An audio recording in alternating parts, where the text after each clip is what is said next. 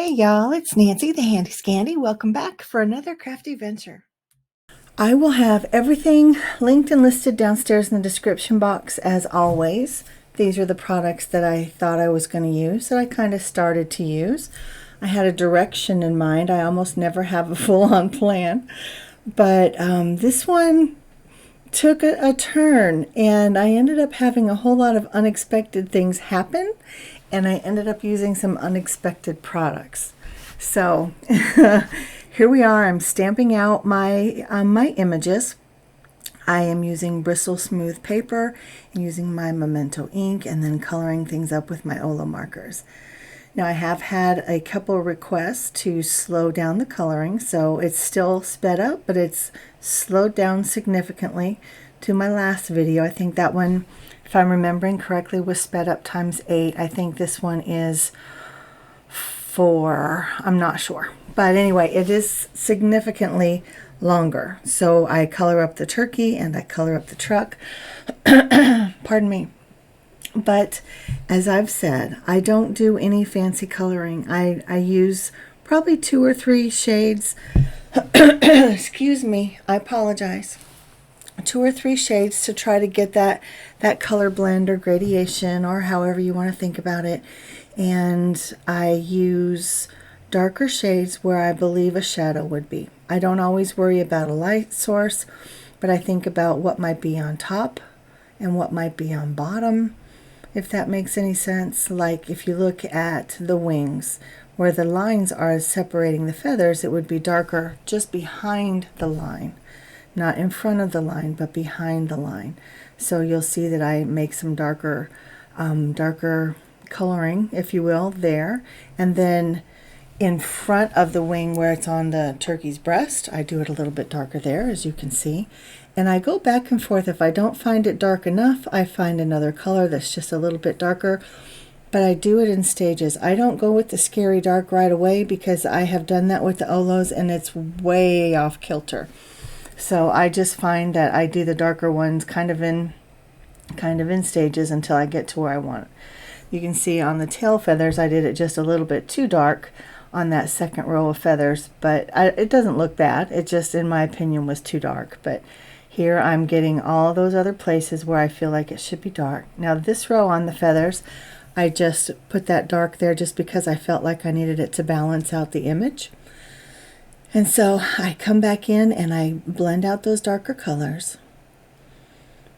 And it's just light to dark, dark to light, light to dark, dark to light, until I get it the way I want it. And then pretty much the same thing on this old truck. I love that it's a wooden bed. I think that's really fun. And again, just using my Olos. Now, something I've learned about the Olos, guys, is that I don't know how to say it. So the numbering, it has a number and then a dot and then 2 more numbers, right? So if something, say something starts in 7, you have 7.01, 7.03, 7.07, whatever. They will usually go, the smaller number is the lighter and the larger is the darker. But if you stay in that 7 point whatever family, they're going to blend really well together.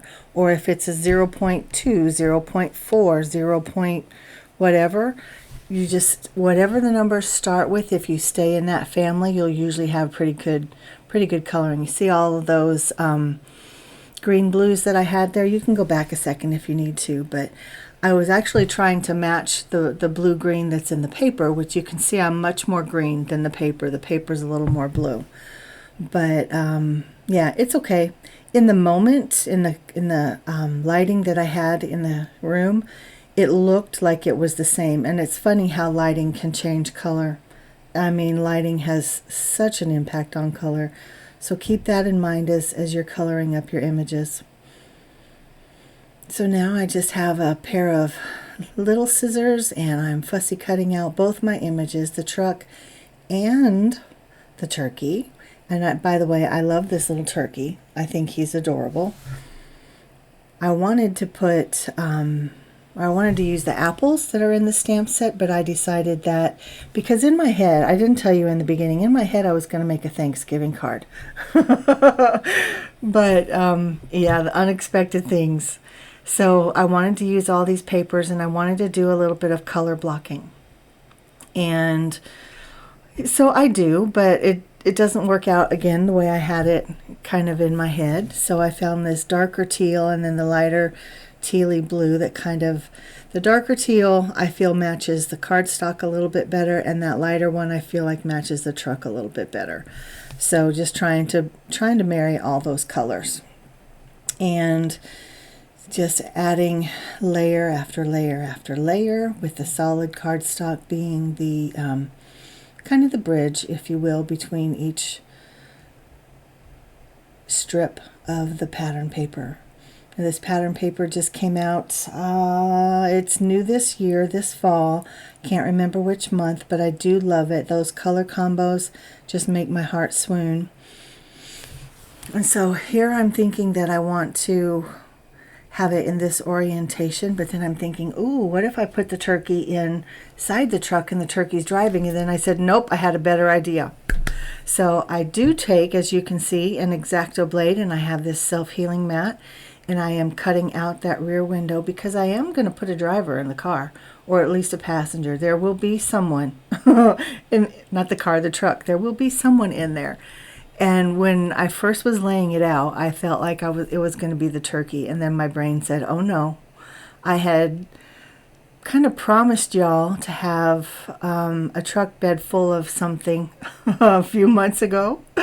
Gosh, it may have even been longer than that.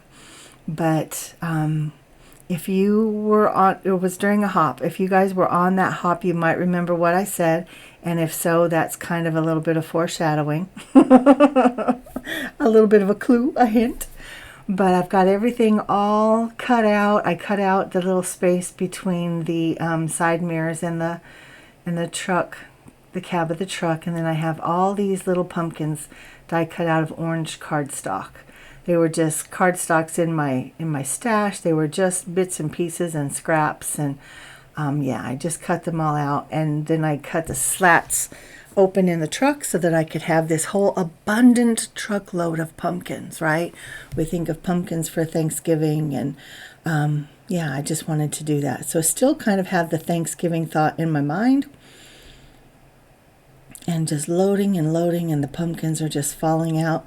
Now I could have bumped this up another notch and done some ink blending on each of the pumpkins and just, you know, given them a little more definition, and but I decided not to do that because the pumpkins are, they're part of the scene, but they're not the focus of the scene. And then as I'm auditioning my players, I decided to change the orientation. I was going to go portrait, but I decided to go landscape because, again, everything's kind of taking place in my head.